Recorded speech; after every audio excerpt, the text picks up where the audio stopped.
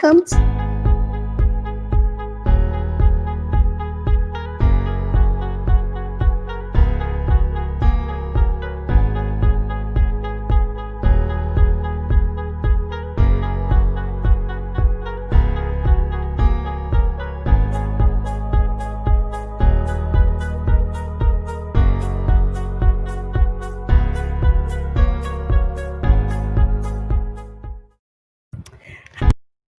Hello, Epic Movement friends and family, and we're just grateful that you could join us for our Epic Movement YouTube Live and Facebook Live event. It is the first Thursday of this month of October 1st. Can you believe it? We're just grateful that you could join us. So before we get into any business, I want to stop and pause to celebrate that today is October 1st. It's also if you're Chinese American or you're Asian American, you celebrate this festival. It is also the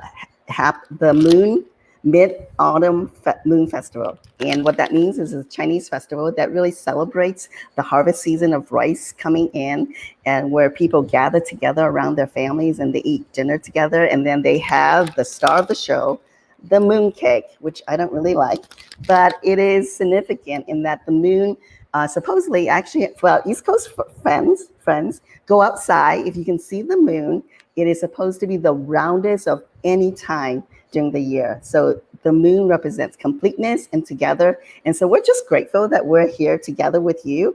And I wish that we could just eat together, but we're gonna also just fellowship and discuss a very important topic. So as I said, that this is a series that we're gonna do throughout the year, and it's gonna be about discipleship. And when you think about discipleship, really, it is the most important aspect of our lives. And when Jesus, at the end of his ministry on this earth, the last thing he says is make disciples of all the nations. And so discipleship is a vital part of our lives. And we felt like throughout this year, on the first Thursday of each month, we'll be talking about different aspects of discipleship. And so today we'll be talking about that with our friends. And so I want to give you a little secret, just like the moon cake. Did you know that the moon cake was a secret weapon that the Yuan dynasty had? They would put little messages inside to overthrow the Mongolian dynasty. And so I'm going to give you a secret that in Epic Movement, as a national leadership team, we felt that it was so important during this time of pandemic, during this time where it's so challenging, that we keep our focus on the mission of God that God has called us to. And so we felt like, let's make sure that we are about making disciples. Let's make sure that we're going to trust God for 500 multiplying disciples, not just disciples, but disciples who also make disciples of others. And currently we have about 250, but we're trusting that by the end of the school year, that God raises up double of that. And we invite you to be a part of it, whether you're a student or volunteer with us or a church partner with us. We invite you to also make disciples where you're at. So we're grateful that you could do that with us. So to help us today, we want to talk about what is a multiplying disciple, and in particular, what is a multiplying holistic disciples? What does that mean? And so I have friends with me that I'm gonna introduce who are gonna help me. They are part of the Epic National Leadership Team. And so let me introduce my friends. First of all, Tony Wee. Tony's my friend, and he lives in DC with his wife, Stephanie, and their 3 kids. Tony is the Director of Strategic Partnering and Development. What does that mean? That means that he helps Epic Movement think about how we partner with Asian American churches and organizations to go towards the mission. And he also helps us with fund development for our Epic National Movement causes. And so Tony is also a football fantasy fan, so he's now in playing football fantasy. I don't really do that, but ask him about that. And next is Jonathan Lay. Jonathan is the Director of Global Mobilization Strategies. What does that mean? It means that he helps us in Epic mobilize students, staff, volunteers, churches to go towards the mission of God, whether it's stateside or overseas. That means some of our Epic stuff, like summer missions that we may have, or short-term or overseas ministries, he supervises and helps us think about those strategies. He himself actually just came back overseas with his wife, living there for 2 years in Southeast Asia, leading a team, an Epic team there in Southeast Asia with his wife, Linda, and their son, Wrighton. He lives in Austin, Texas. And funny thing about Jonathan Lay is that if you give him about 30 minutes and you just teach him any funny sentence in any language, by the end of the 15 or 30 minutes, he'll get it all right. And no one would know that he's not from that culture. So you can test him on that. The next one is my good friend also, Layla Wong. Layla is the People and Culture Director. What that means for us is, for those of you who are not sure what that is, it just means that she's the HR Director for Epic, as well as Leadership Development. Layla is really skilled in that she's also a spiritual director. She has her training in that. Layla lives in Laguna Niguel with her husband, Brent, and their 2 grown sons. And one thing about Layla that I love is that her name is Happy, because she makes me really happy too. And she loves shrimp and seafood. So if you ever want to hang out with her, that's what you need to bring. And the last but not least is my friend John Pei Chan. John is the director of the Epic Mission Director. And what does that mean is that he leads us in thinking and coaching our team leaders on our Epic teams. And he helps us think for the field. How do we equip and support our field so that they can be effective in reaching out to Asian American students? John lives in New York City with his wife, Regina, and their 2 kids. And the thing that I love about John is that he's kind of different in that he loves playing golf rooftop in New York, which I think is kind of cool. And he just loves rooftop things, maybe rooftop bars or whatever. I don't know. Anyways, but he's really fun. So let's begin our conversation about discipleship. So the first question I want to ask, we talk about, we're trusting God for 500 multiplying disciples. But for some of our friends listening, maybe it would be great if we kind of say, what are multiplying disciples?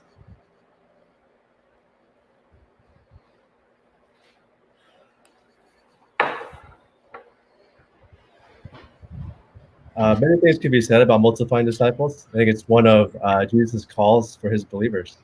If I could break multiplying holistic disciples down, I would say that disciples are followers of Christ who daily make the choice to allow Jesus first place in their life. They follow his ways of relating to God. They care about what he cares about. They hurt when he hurts because they love God and they love their neighbor. Disciples flourish in life from experiencing the infinite and radical love of Christ and are moved to act because of the hope they see in their brokenness personally and the forces at play in the world.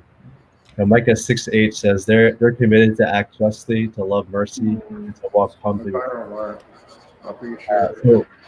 Holistic disciples allow Christ into all aspects of their life, spiritual, mental, emotional, and social. But they do this in community with others, so they can be restored to God, restored to themselves, each other, and the world.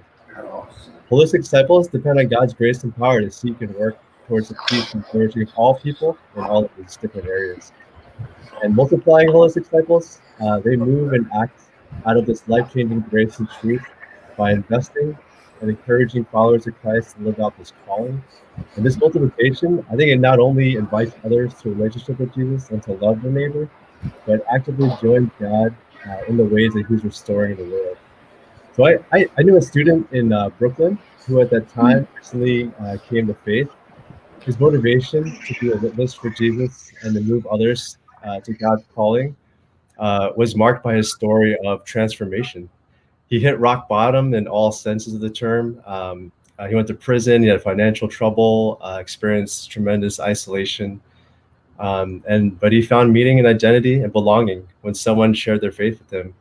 His story connected with many of his friends around him, and many of them became believers because of Jesus in his life. And he continued to encourage them to be a witness and live for God. And they have led others to faith as well.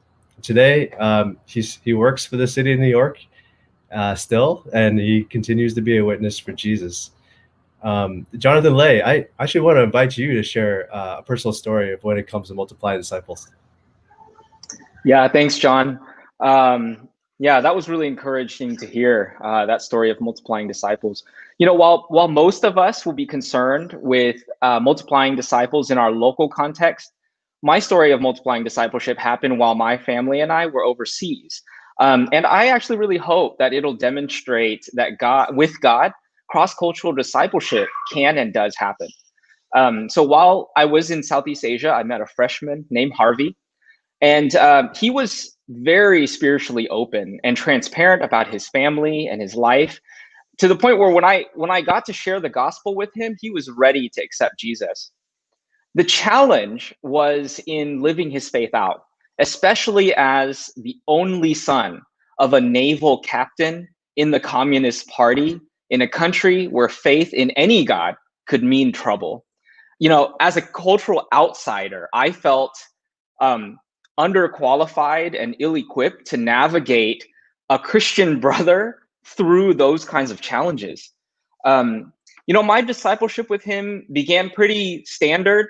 We went through some of the basic new believer follow-up material. But then I suggested the idea of discipling others to him. And he felt nervous by that idea of having just started to follow Christ. But he asked his local staff person, who connected him with two other new believers. Well, these three grew a lot. The two that Harvey began to pour into asked him so many questions, and their questions pushed Harvey to work on his own faith.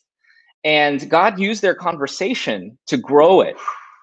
They would ask questions like, well, what do you do when it's time for you to apply for a new government ID and you're asked to declare your religion? Aren't you afraid that your faith will affect your dad's position in the Communist Party? How are you going to celebrate certain holidays with your family now as a Christian?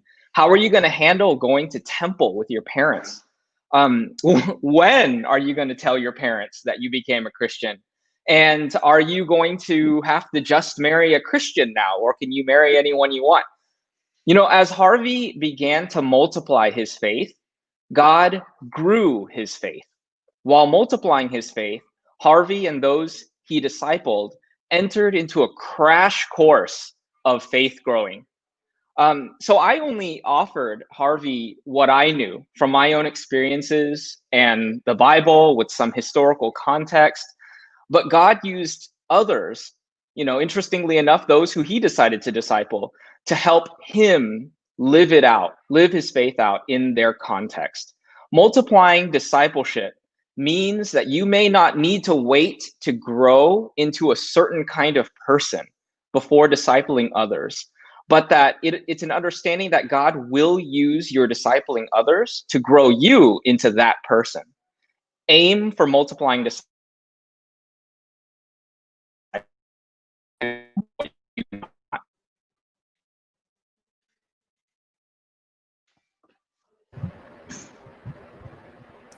Wow. Jonathan, thank you so much for telling us that story. And that really making disciples is for Christians around the world. And I love that story. Thank you so much.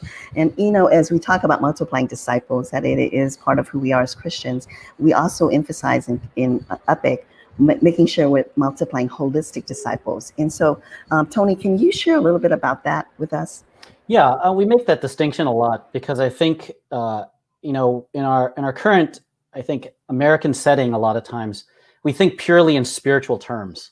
But as I think about the context of Jesus and what he was doing, it involves so much more than just a spiritual experience of knowing him and this decision about life and death. It was so much more. It was about how does Jesus really integrate with the physical world? And so when I think about a holistic disciple, it's someone who really stewards the entirety of who they are in their identity, the story that's been written to them, and their being, as well as their spirituality. I think this includes all forms of our identity. Like the things that God's written on us, like what ethnicity we are, or what socioeconomic status do we have, or what gender are we? What is our relationship within our communities? These types of things really encapsulate not just one singular identity in Christ, but there's so much more of who we are that all needs to be subject to following Jesus. And how do we bring all of those areas of our lives to follow Jesus? Another way to say it is that I talk a lot about Asian Americans, and I call us bridge builders because, maybe you think bridges are things that you walk on. Maybe that's how people feel about Asian Americans, because sometimes we can be very invisible in our world today. But we actually have the ability to be able to minister and speak into the most powerful of society, as well as the most impoverished. One of the things that's really telling about this is economics. is that there's a sector of Asian Americans that actually exists at the top levels of the socioeconomic spectrum. You know, we typically see those, you know, very stereotypically as the Chinese, Japanese, and Koreans. But then also what people don't always realize that Asian Americans really encapsulate the bottom spectrum as well. And those are our friends who are Hmong or are Cambodian. They're people who have been migrant refugees into this country, Vietnamese, that have been completely marginalized, not only by their home country, but also here in the United States. And they don't have a place for either, you know. And that's Asian America. And that's something that we can say, hey, in a climate that is divided and hurting, we could potentially be the linking glue that brings people together. You know, I think about one of my former students, and this guy, I met him as a freshman, just doing surveys on the quad. And, you know, he actually went to church 3 days a week, leading his youth group, led worship, you know, but then I actually shared the gospel with him. And he had no idea what that was. He was just very culturally engaged in being a Christian. He came from a Korean background. And when he discovered more about this gospel, you know, he decided to get baptized, and he made a renewed decision to follow Jesus because of that. And then as we started in discipleship, I heard more about his story, that his mother was actually an undocumented immigrant into this country. And she lost her immigration status because of some horrible dramas that occurred. And it was completely that she was there with not being able to get a job, and she's trying to put 3 kids through school all by herself. And he's translating for her on all these different levels, because she only speaks Korean. He was an 8-year-old translating for his mom to immigration lawyers and to courtrooms from the very beginning. And, you know, long story short, he successfully led their whole family to get a green card by the end of the time that he was in college. But he gave up so much to be able to help her navigate those things. But once he grasped the gospel too, he started to share his story with others. And so he led a Vietnamese student to Christ after that. And he led a Chinese national student to Christ. And he led several others to Christ. And he started discipling them. And he could start to steward his story of what he'd gone through into his relationship with God. And it touched these other guys' stories, and they became his disciples. And it just grew from there. He helped us launch one of our most thriving movements at that time. So that's when I think of holistic, I think of a story like that and some other folks. Layla, I think you have a story too. I'd love for you to share. It was really encouraging.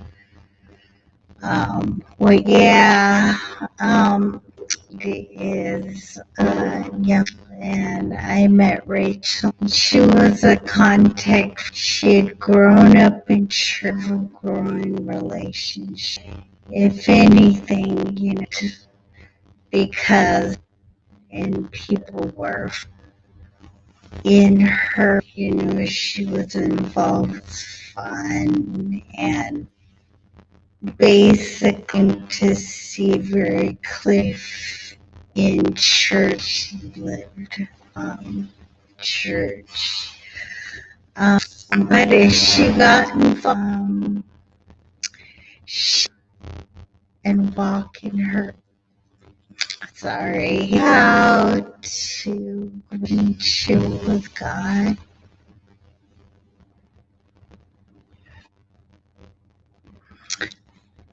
With my, can you hear me?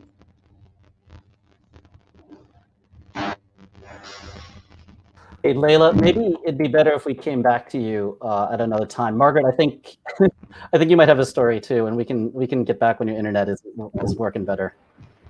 Can you guys hear me? Yeah, sorry, Layla. I don't know what it happens, technology. Everyone's using Zoom, that's why, or something. You know, I think of my friend Judy. So when I first met her, I think she was like a junior at UC Irvine. She was Vietnamese American. And to be honest, when I first met her, she was like this little girl. She was small in size, and she was this very shy person. And I met her actually through Gu, who's a Vietnamese American student that I was mentoring in my other small group. And as I got to know Gu and her friend Judy, they really began to talk about what it means to be Vietnamese American and Christian. Although Judy grew up in a Christian home, she always struggled with what it meant to be a Vietnamese American Christian. And so I remember we would have, times talking about what does that mean? And she would just, there was a lot of shame, and she didn't want to talk about like boat people and different things like that. And so as we began to talk, it was you that I was mentoring, but you and her and us talking about it, we began to say that God doesn't make any mistakes in how he's created us. And as we began to talk about how God and Jesus looks at each one of us with so much value, and that as a result, that we have so much worth, and that there's no mistake that you are a Vietnamese American Christian. And so over the year and a half, she actually began to grow. And it was really amazing to see her, this shy little girl, begin to like have confidence. And even I think of her going to the Vietnamese Student Association and just kind of getting to know other Vietnamese students who are not necessarily believers, and just, thinking through how she can make a difference where she was on campus. And then as we pray about her graduating, it was really one of the most amazing things, because even on campus, she was discipling other Vietnamese American students, which I love because I'm not Vietnamese. And so she was able to do it in such a way that it comes from who she is holistically. And then as she was graduating, she really, we began to pray, what would God want for her to do? And I just love her heart. This little girl became an activist because she's always prayed about North Vietnam. And I remember when we go, wouldn't it be great if we go to North Vietnam and do some great things to serve the people there? And, I've never been to Vietnam at that point in my life. And I was like, yeah, I'll go with you. And you know what? She did. She went to Vietnam to really serve first, I think, with orphans, but other times refugees in that area. And so when I think about her, is that her discipleship wasn't just that she was spiritually blessed and that she was empowered in her heritage and that God could use her, but really that her story is such that that she became so gripped by who Jesus is that holistically it changed everything about her. What she did, her confidence, and what she decided to love and spend her time and her career in. And she got married after that, and her husband also has a heart for Vietnam. And so I just love that story of how we can grow multiplying holistic disciples who would go places that we would never go. And so, Layla, can you share now? I don't know what your situation is now. Is it okay? No. You can hear. No. Okay.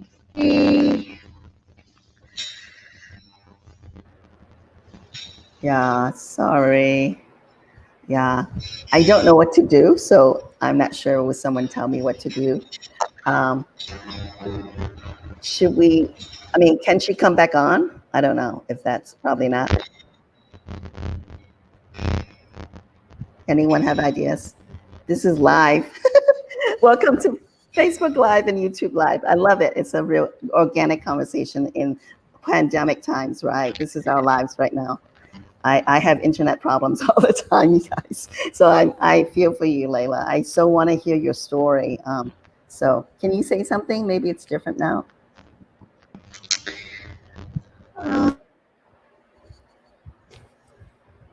Oh, I think are you muted? You're muted, Layla. I think. You're muted, Layla. Can you try taking off your earbuds? Can you hear me now? Oh, my God. Yes. Yay. Oh, that's perfect. Okay, so Nice. my earbuds had a problem. It was your earbuds. Yeah, I was gonna say that's what Renee said. Okay, thank you. I'm so sorry about that, everybody. They were working earlier. It's life. It's okay. Okay.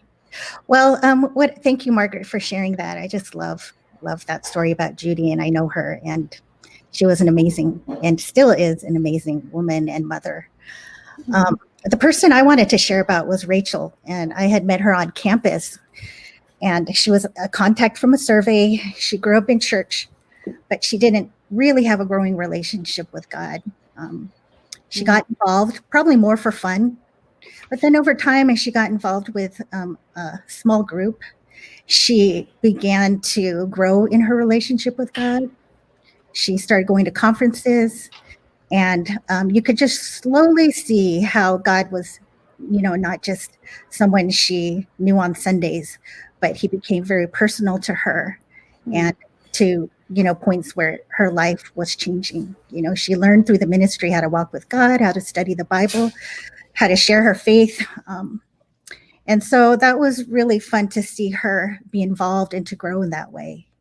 And actually, when she graduated, she wanted to come on staff. And because of her experience in being able to not only grow in her faith, but she had seen how God had used her to touch the lives of others, as she had a very successful discipleship ministry with those that she invested in.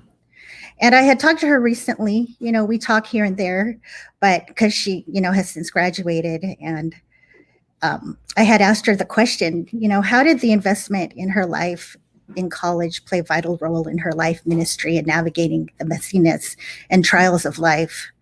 Because holistic multiplying disciples, when I see it, is ministering to the whole person that impacts the whole life. And just on an immediate note, she said, well, gosh, I see it lived out in my everyday motherhood.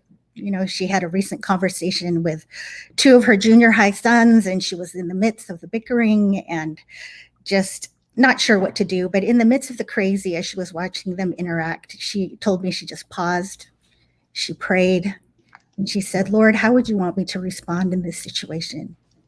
And I think just the fact that she shared that, shows me that there's a connection and intimacy with God that she drew from in times of struggle in these messinesses of life. But she also recalled the time where she had come on staff. And this was what she, said, I really need to share this with you, Layla. She said during that, so when she came on staff, it was during support raising time. And as many of you know, that time can be rather challenging and difficult. And it's fundraising. That's what you're talking about, fundraising. Yeah. Fundraising time. And she got into a situation where she, fell into a sinful, she fell into sin, and she was struggling with that. And when I think of the word sin, even more importantly than just the action, but I've heard it defined as finding life where there is no life. And in that place, she felt shame, conflicted, and she immediately wanted to hide and to quit. But she sees this as a very life-defining moment, especially in her growth as a disciple and follower of Christ. And part of the trust relationship that was built in this discipleship relationship, she came to me and she shared her struggles, and she said she remembered feeling scared, feeling like she let people down. But she went on to share, and she said what was most impactful was in this relationship, she didn't feel condemned, but she was met with love, grace, and compassion. And that relationship reflected God in very deep ways. And she realized she was at a crossroads, and it was that experience of grace and truth that made her want to seek more help and healing for her life. And as she did, she went through her journey, continued on in staff and had a very successful ministry. And, now, as you know, she's a mom of two, but how that continues to impact her life today, the whole life impacted for, was that she continues to serve in areas of healing ministry. And she wants to create places where people are struggling, where there's need for recovery, people that are struggling with addiction, serving those who may not even have the privilege and ability to even pay for counseling that, others have. And so that is, just the ways that her discipleship relationship continues to impact the ways that she serves others. And so, discipleship goes beyond ministry training, and it is for the whole life. I love that. Thank you so much. I'm so glad that we were able to get to hear that from you, Layla. So praise the Lord for internet that works now. So, but thank you. I love that story, that even though,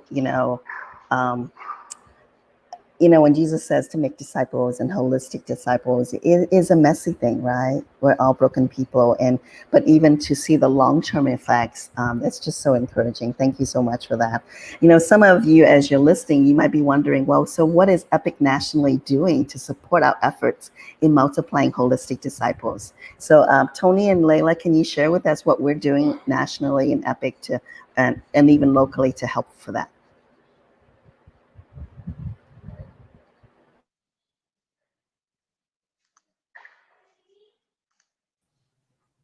Oh, I can go first. I think Layla's finding the mute button again. I found it.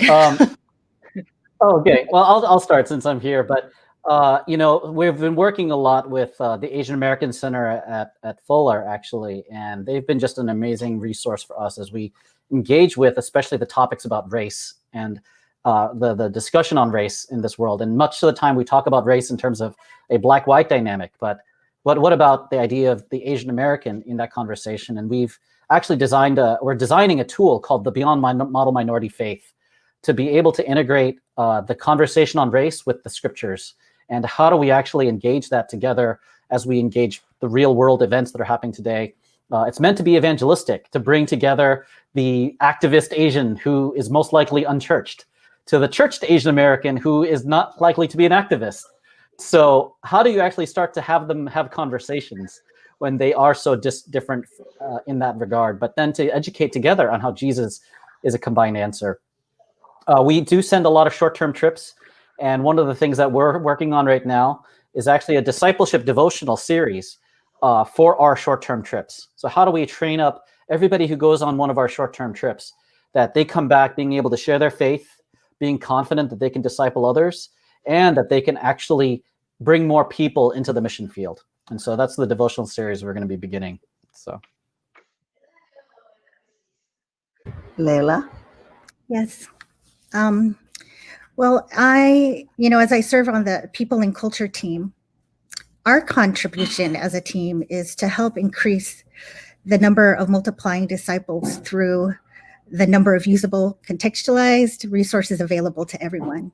And so our goal is to help develop 25 resources by the end of the school year. Immediately, the goal is having 10 by the end of by December, and another 15 by mid-spring. And again, I really do appreciate the summer where there was that working group, who gathered together, collaborated, and developed some new resources. And I just really appreciate all of you who participated and offered their time, experience, blood, sweat, and tears, to make that happen. We're also gathering resources that are already available and kind of helping make them helpful to our Epic context. So while we're working on this as a team, we by no means see this as our only, as the job that's only we can do. But it's really something as Epic that we're all in together. And so for many of you, you probably have materials that you use, that you've developed and have contextualized tools that have been helpful for your ministry. We just appreciate any input that you have that you want to help with in helping make this happen. And yes, and so it's basically, this is an invitation to, we want to hear your voice, we want to hear your input, we want to hear your needs. And so we look forward to serving you in this area of discipleship, and we'll be praying for you as we move forward on mission together. Thank you, Layla. I hope you guys hear that we want to invite you to this. It's not just Epic staff and students, but also volunteers and church partners. We want to invite you to be a part of seeing the Lord raise up 500 multiplying disciples. I hope that you see that it's an amazing honor to be a part of that, to do that with God, and that it can be kind of crazy stories that we've heard tonight. And I think it's just fun to we can be a part of it. And will you pray with us too? I'm excited that the coming school year we'll be meeting once a month, first Thursday of each month, to talk about different aspects of holistic discipleship. So I'm excited. Join us again for that. But we're going to pause. Every time we're going to pause and just hear from you about some of your questions and answers that we'll try to answer as much as you can. But so we're going to open up the floor for questions. And so, yeah, post your questions. So again, it's Mid-Autumn Moon Festival. So I have my little moon cake. So I wish I could share with you guys. This is actually my favorite. It's the lotus one, and it's really good. I do like the salty egg, but I don't like the other ones with all the nuts and stuff. So I wish I could share this with you guys, but it's a fun day to celebrate. So each time we're going to try to maybe learn different, maybe some different things from different cultures in the Asian American context. So that would be really fun. Okay, so we're waiting for questions.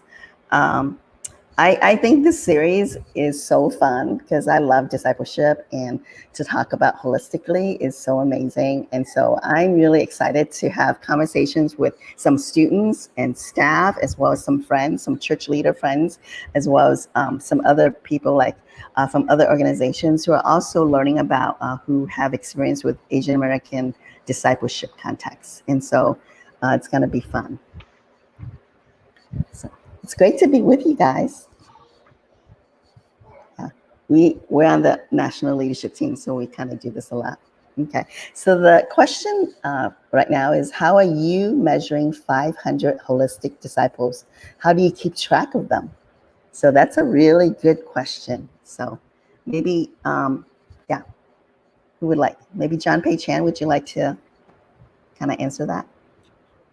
Sure. Yeah. For college students in particular, we every student is in has a different place in their journey and story with following Christ and multiplying their faith. And so we're just asking every movement to see who is doing what we just described in this chat, in this YouTube time, and who's able to take other students through some of the resources that we listed so far.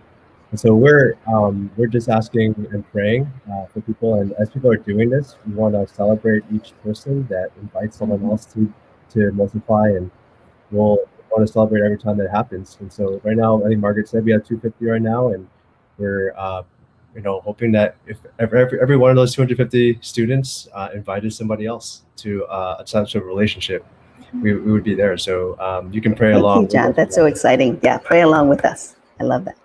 So thank you for that question.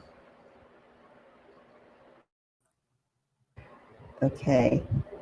It says, this sounds fantastic. How do I sign up? How are you forming discipleship groups? That's a really good question.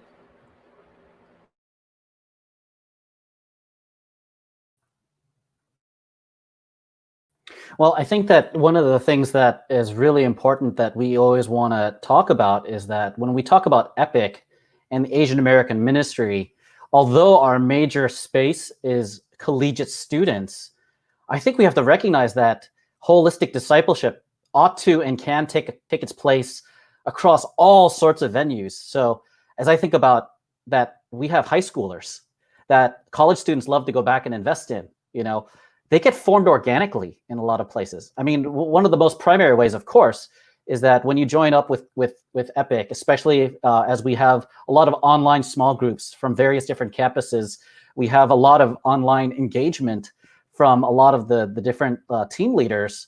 But also, gosh, this is a space where we want people to start their own groups on their own with whoever is around them. Our mandate is not just for college students, it's for all students as well as faculty, and also even as we think about it in terms of our whole network of friends, parents, families, it is a very organic thing. It's never meant to just be a simple like discipleship group that we are like forcibly putting pieces together. But, I think that's the goal is when you come to our website, you click on that button of getting involved with us. We want to help you start something. We want to help you build a discipleship group, and we'll give you the tools and resources from our website, from the various things that we've done, our discipleship curriculums, our evangelism tools to help you make multiplying disciples wherever you are. And so, a great place to start is just go to a website, our main website. You can click on the button and it can tell you how to get involved with us. I think that is a wonderful place to start. Otherwise, if you're on one of our campuses with an Epic movement, I know they would love for you to connect with them as much as possible. We just want to love everybody in this really difficult season online. But definitely you can look for us when we're live back on campus. That is so important, especially during this pandemic. People are really wanting true community and ways to grow. So thank you, Tony, for that. I really appreciate that question.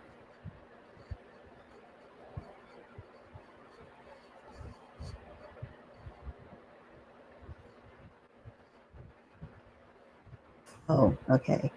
This is a good one. Thank you for this question. How can this be used, like some of the things that we're talking about, discipleship, in other countries and languages? Wow, that's a great question. Jonathan Lay, maybe you as a global person. Yeah, I can attempt at that. The good news is that many of our resources have actually been translated to the languages of other countries that we are currently partnered with. They're in the process of being translated into other languages as well. Actually, I can also say that if you have language skills, feel free to use these and translate at will. We could really use your help on that. So I don't think language would be a big barrier. It just some of it needs to be translated. But I guess one of the bigger questions also is just how the cross-cultural transference of this material as well. I think as we've considered this material, we've considered the application to Asian American disciples. So as Tony mentioned at the beginning, I do believe that Asian Americans have a unique place on the stage of global missions, and we can be bridge builders. So yeah, while there might be some challenges culturally, I do believe that this material can translate over cultures as well. So I think it's fluid and it can be used.